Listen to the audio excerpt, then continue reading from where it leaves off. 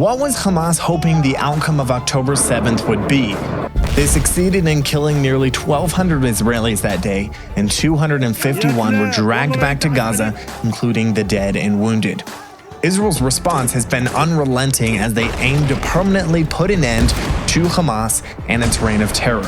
One has to wonder if Hamas miscalculated Israel's response, or could things actually still be going to plan? Hamas's Lebanese representative gave us a lot of insight into the reason for the attacks, and surprisingly, Hamas is still achieving many of the goals that they set out to accomplish on October 7th. I'm Justin Hilton, and this is the Israel Guys. In June of 2024, Hamas's representative in Lebanon, Ahmed Abed al-Hadi, gave an interview with Annahar newspaper in Lebanon. They posted the interview to their YouTube channel, and Memory picked it up and translated it. Now remember, this is 9 months into the war. It's estimated that over 70,000 houses have already been destroyed in Gaza and another 300,000 damaged. The Hamas-controlled Gaza Health Ministry is claiming the death toll is approaching 40,000. But this guy doesn't care at all. Listen to what he has to say. إذا رجع فينا الزمن إلى 7 تشرين. نرجع بنعيدها مرة تانية. ترجع بتعيدوها. He essentially stated that if they could go back in time, that everything that had happened up to that point in the war was worth it and was worth repeating. Here's another clip. This time it's from Ghazi Hamad from Hamas's political bureau. This clip was from October 24th, 2023, so the war has only been going on a little over 2 weeks. إسرائيل دولة لا مقام لها على أرضنا. إحنا الدولة لابد أن نزيلها، لأنه بالفعل هي تعتبر كارثة أمنية وعسكرية وسياسية للأمة العربية والإسلامية، يجب أن تنتهي. لذلك إحنا لا نخجل من نقول ذلك بكل قوة.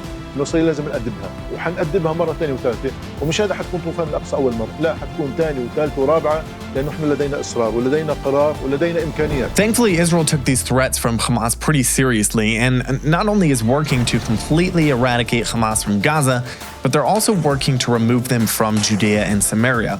Here we have Ahmed Abed al-Hadi again, this time describing on Lebanese TV how closely tied Hamas in Gaza and Hamas in Judea and Samaria are. حكى كثير شغلات وكنا قد فعلنا نحن والفصائل الأخرى المقاومة في الضفة الغربية. إحنا هون خلص الجبهة ساكنة، ولكن هناك في الضفة الغربية هناك الفعل والدعم والصورة صارت هناك. It's very clear that Hamas controls more than just Gaza, and we should not only expect, but also demand that this war continue until all of Hamas is removed from the face of the earth, whether it be in Gaza, Judea and Samaria, or anywhere else in the world. Globalizing the Intifada is not what we need to see in our neighborhoods, and we must support Israel in its efforts to eradicate this vile movement. As far as Hamas actually carrying out another October 7th style attack, thankfully they've not been able to. They have, however, sent terrorists into Israel a handful of times since October 7th. But even though Hamas was not successful with this goal, they were extremely successful in another, at least for the time being.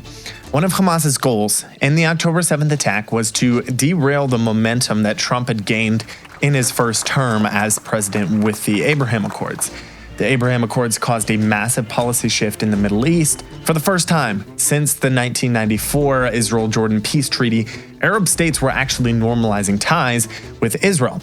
4 countries, the UAE, Bahrain, Sudan, and Morocco all signed the Abraham Accords in 2020, and several other countries also expressed interest in joining. The Abraham Accords offers many benefits, including security and economic opportunities. The UAE, for example, saw an increase from $50 million in bilateral trade between itself and Israel prior to joining the Abraham Accords to a staggering $4 billion in 2023. Direct flights between Israel and the UAE were also established, with the first ever visa exemption program between an Arab country and Israel. Over 500,000 Israelis have already taken advantage of this new travel destination, significantly boosting tourism revenue for the UAE. This, of course, did not sit well with Hamas. Saudi Arabia was also strongly considering joining the Abraham Accords. As one of the major players in the Middle East, other countries would likely follow their lead on signing the Abraham Accords. They're also home to Islam's most holy sites, Mecca and Medina.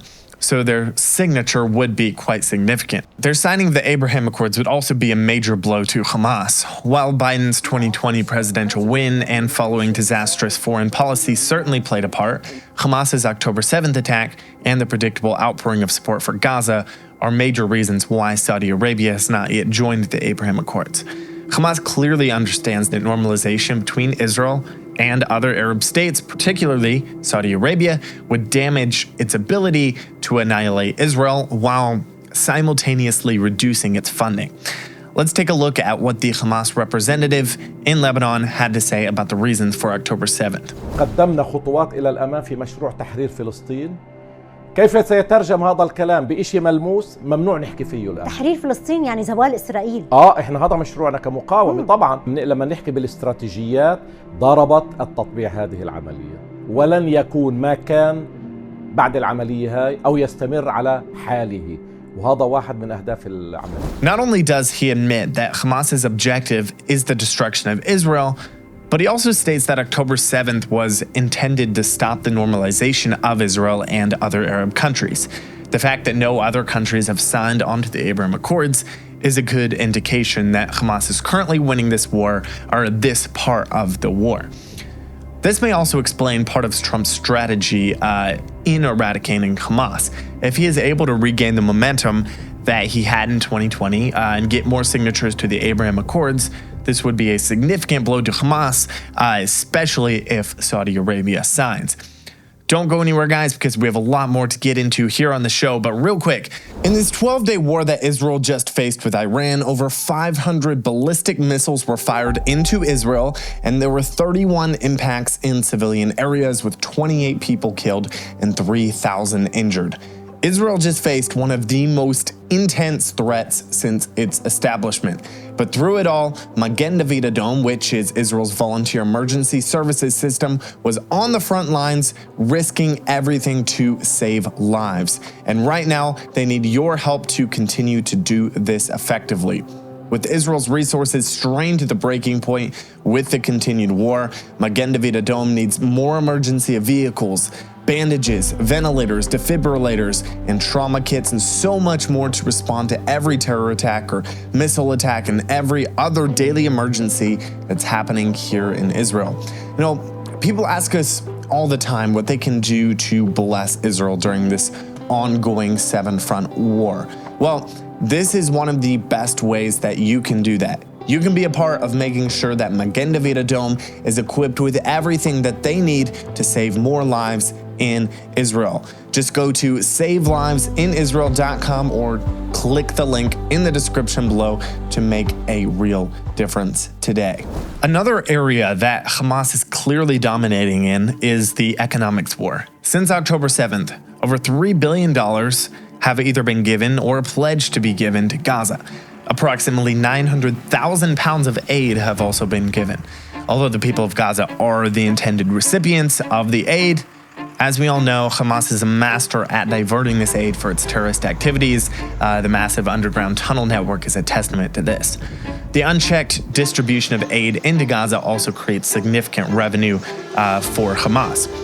When Hamas steals aid, it is as if the donating countries were making a donation directly to Hamas instead of the Gazan civilians. This reduces Hamas's operating costs as it no longer needs to buy essentials like food and fuel. They can also use these items to pay their terrorists instead of paying them with cash. Also, by stealing aid, they're creating a humanitarian crisis in Gaza. Hamas then turns around and sells the aid to the Gazans. They're able to charge exorbitant prices for these items on the black market. And this causes a chain reaction as it drives the civilians further into poverty, to which the world blindly responds by increasing its donations to Gaza, which further lines Hamas's pockets. Sadly, when Israel works to limit aid reaching Hamas, the world blames them for war crimes, and Hamas profits again. This war has been very profitable for Hamas. The same cannot be said for Israel, though. While Hamas is able to fire rockets into Israel that are largely built using stolen and repurposed aid, Israel must use expensive technology to protect its civilians from Hamas's indiscriminate rocket attacks. Current estimates are that 13,000 rockets have been fired into Israel from Gaza since the beginning of the war, And this is in addition to the rockets fired by Hezbollah, Iran, and the Houthis. Hamas's rocket of choice, the Qassam rocket, cost between $300 to $800 to build, although its longer-range rockets like the M75 cost closer to $3,000 each.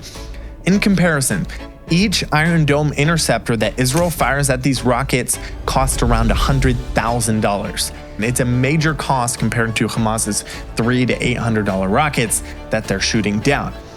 A greater cost, however, is unrealized economic opportunities. Hamas was first able to fire rockets at Tel Aviv during Operation Pillar of Defense in November of 2012. This is when Hamas realized another significant and effective way of fighting Israel. It was only 2 years later that Hamas put this new strategy to action. In 2014, during Operation Protective Edge, Hamas was able to fire a rocket known as the M75 towards Ben Gurion Airport and landed about a mile from the airport, which prompted the FAA to order a suspension of flights to Ben Gurion Airport. Other countries quickly followed suit, and this had major impacts on Israel's tourism economy. Following Hamas's successful crippling of Ben Gurion Airport in 2014, they have used this strategy at every opportunity they can. And why not? The M75 rocket that they fired at Ben Gurion Airport costs under $5,000 to produce, and its impact, whether it hits its target or not, is worth far more than that. It's a very effective strategy since the results are so predictable. October 7th and the war that followed is no exception. Flights out of Ben Gurion Airport were almost immediately suspended by most carriers. Many countries were forced to charter commercial and even military flights to get their citizens out of Israel due to the expected escalation of the war. It took months for airlines to resume flights, and some airlines have recently threatened to stop flying to Israel because of the continued risk of flight interruptions. This is exactly what Hamas's goal is. While Hamas significantly lags behind Israel militarily, they know how to effectively use the weapons that they have. If history has taught us anything, it is that these attacks will continue until Hamas has been removed. Guys, let's pray for the nation of Israel that they would be able to accomplish all of their goals, and that not only would Hamas's goals fail, but that they would be completely wiped off the face of the earth. As always, thanks for watching. Catch you in the next one.